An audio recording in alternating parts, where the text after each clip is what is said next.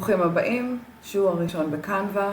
אנחנו מעלים קובץ. חשוב לדעת ששיטת העלאת הקבצים היא זהה בכל הפרמטרים. זאת אומרת, אם אנחנו בעמוד הבית, סרטון או מצגת או מסמך, אנחנו נעלה את התמונה באותו אופן. יש לנו אפשרות ליצור עיצוב. אנחנו יכולים לבחור מאפשרויות קיימות שכבר מותאמות בגודל, או ללכת על מידה מותאמת אישית, וגם במידה מותאמת אישית יש לנו מספר מידות שהן יחסית נפוצות. אני הולכת על האפשרות הראשונה. אז כמו שאמרנו, קודם כל אנחנו מעלים תמונה. אז בשביל להעלות תמונה אנחנו נכנסים להעלאות, העלאת קובץ, בוחרים את התמונה שרצינו, עולה די מהר, אפשר כבר ללחוץ עליה לפני. עם הקליק השמאלי בעכבר אנחנו פשוט ממקמים ומושכים את קצוות התמונה עד הסוף. אפשר גם לשנות אם אנחנו רוצים רק חצי בקבוק למשל, ואז להשתמש פה לחלק אחר. כרגע אנחנו נשאיר את התמונה שלמה. חשוב לציין שאנחנו כרגע משתמשים בקנווה פרו, מאחר ורוב אפשרויות העריכה הם בקנווה פרו, ויש לכם אפשרות להתנסות שבועיים בחינם ולראות אם זה מתאים לכם. מאוד מומלץ, מאוד זול, מאוד ידידותי לכיס, מסיר הרקע, מחיקה, אחיזת קסם, כל הדברים האלה הם לגמרי של פרו. דברים נוספים שאפשר לעשות בתמונה זה לחמם את התמונה או לקרר את התמונה. אם אני אמשוך את הסקאלה, כמובן שהיא תהיה צהובה יותר. אם אני ארצה לשנות את הגוונים הכלליים, חשוב לציין שזה משפיע על כל התמונה. ואם עשיתי טעות, נוכל לאפס, יחזור לעצמו, ונוכל לסגור. תחת ארוך תמונה, יש לנו פיצ'רים נוספים שהם מסננים, שהם למעשה כמו פילטרים בווידאו.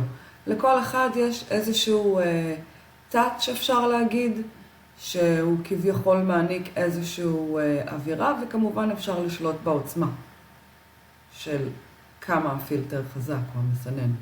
יש לנו אפקטים נוספים של צללים, גוונים וכולי. אנחנו ניכנס לזה בשלב יותר מתקדם.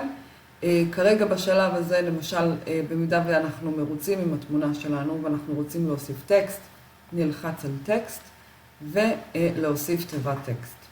אני בדרך כלל אוהבת למשוך את הטקסט לגודל שאני רוצה וממקמת, וכמובן עורכת יכולה לרשום לזה טיפות הקסם. לשנות צבע, אני אלך למשנה צבע, אבחר צבע. שימו לב שצבעי התמונה, הצבעים שנמצאים כבר בתמונה, הם ממש מתומצתים כבר, ואפשר לבחור משהו שהוא גוון שמופיע בתמונה, וזה ייצור לנו התאמה מלאה.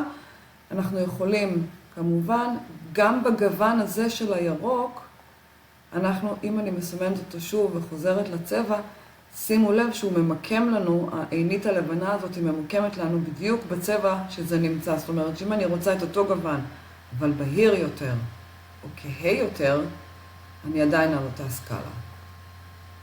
אוקיי? עכשיו נגיד אנחנו רוצים לשנות טיפה את הפונט שלנו. שימו לב, כאן והוסיף פיצ'ר חדש, מסננים לפי שפה. אפשר לרשום עברית, ואז הוא יציע לנו רק את הפונטים שיש בעברית. אז נגיד משהו כזה. אוקיי?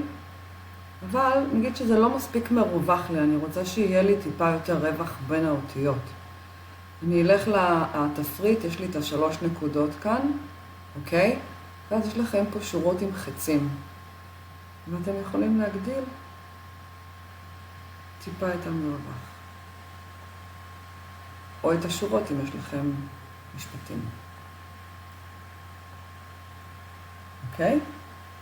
וזה השלב הראשוני של עריכת תמונה. העלינו תמונה, נתנו לרקע, פילטר, פיצ'רים הראשונים שאנחנו למדנו להכיר. בשיעור הבא אנחנו נלמד לעצב פוסט שיהיה בו קצת יותר מידע, עם קצת יותר עריכה, יותר מתקדמת. עברו איתנו לשיעור הבא.